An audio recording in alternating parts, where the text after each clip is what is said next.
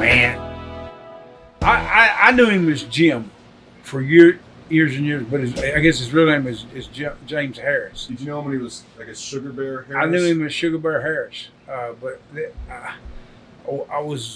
he was Sugar Bear Harris in the Louisiana territory. He was Sugar Bear Harris in the Oklahoma territory, and we crossed paths a couple of times, but never in the same territory till he become Kamala with the moon and doing this.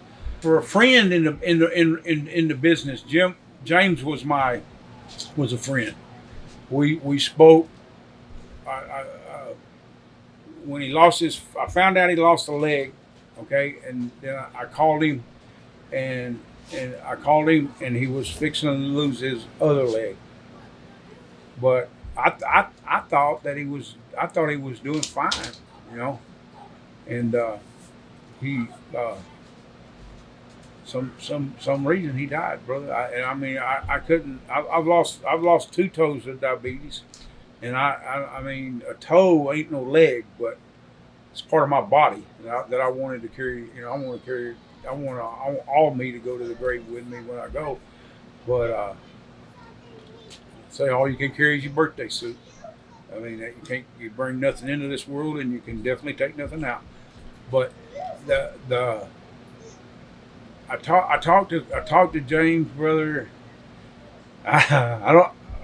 One of the last times I saw him when we was both still wrestling, very little, but we was both still wrestling. He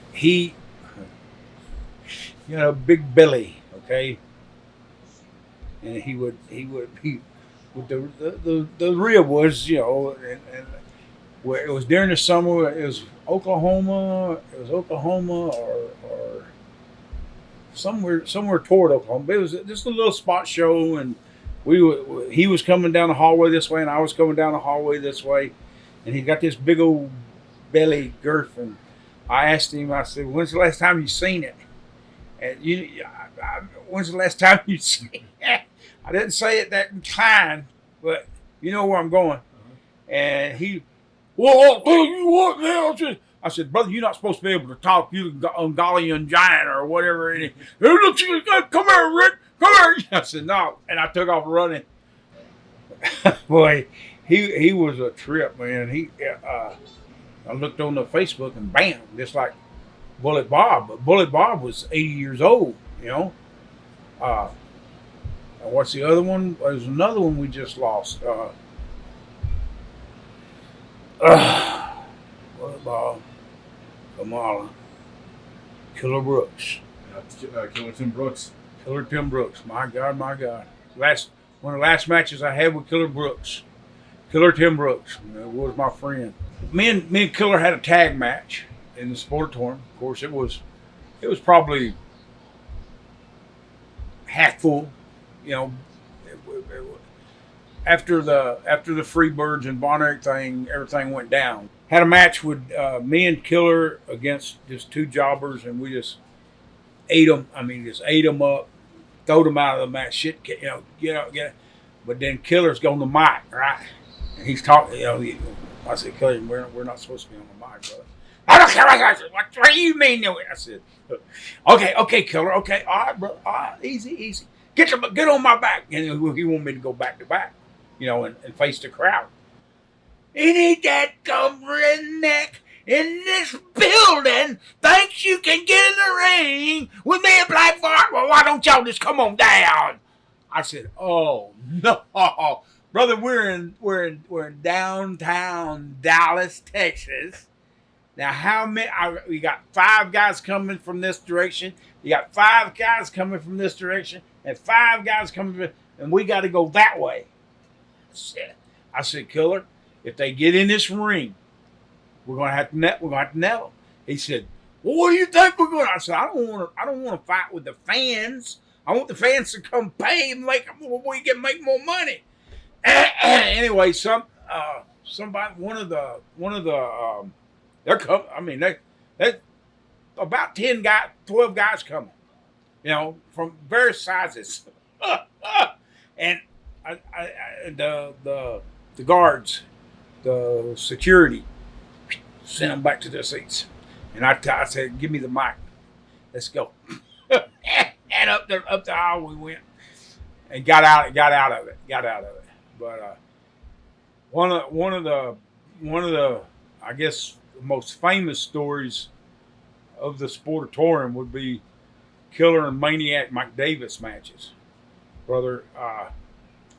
They fought to the one night. They fought to the where they fried the French fries, and the French fries was one of the main attractions at the Sportatorium. You get a sack and they just cover them, but they fought up there and was splashing that grease on each other, and the guy got splashed that owned it, and they big time lawsuit over that. Killer, Linda may get mad at me for this one, but it's a story about my wife now. Linda, she one of the first matches she comes with me to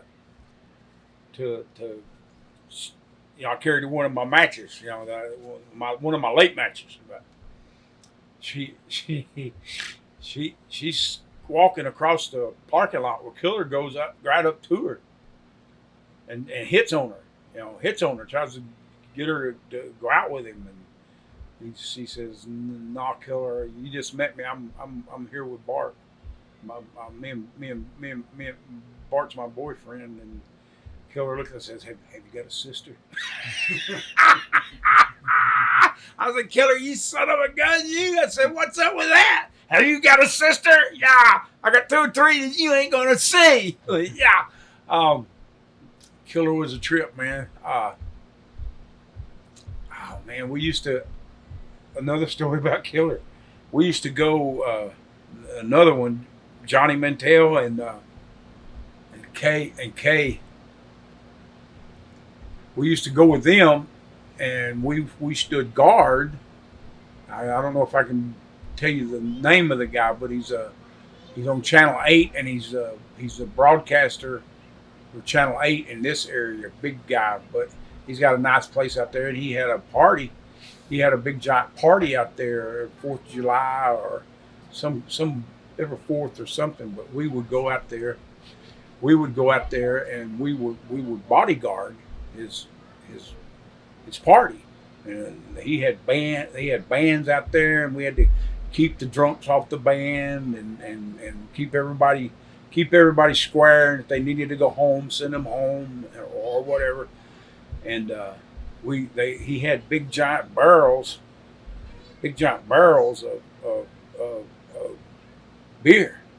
And I mean, every kind of beer you want, and shoved down in a 55-gallon barrel and full of ice. It's ice cold and it's hot, man. Me and Killers slip and put them in our pockets. We had beer in every pocket we had, brother. We had beer up here. We had our shirt and then beer foot, and and I mean, brother, we was hammered. Me and Killer was hammered. Now Linda's standing where I can see her. She's a guard too, but Linda's going. Yeah, we got beer cans thrown all around her, and there's actual cops out there in regular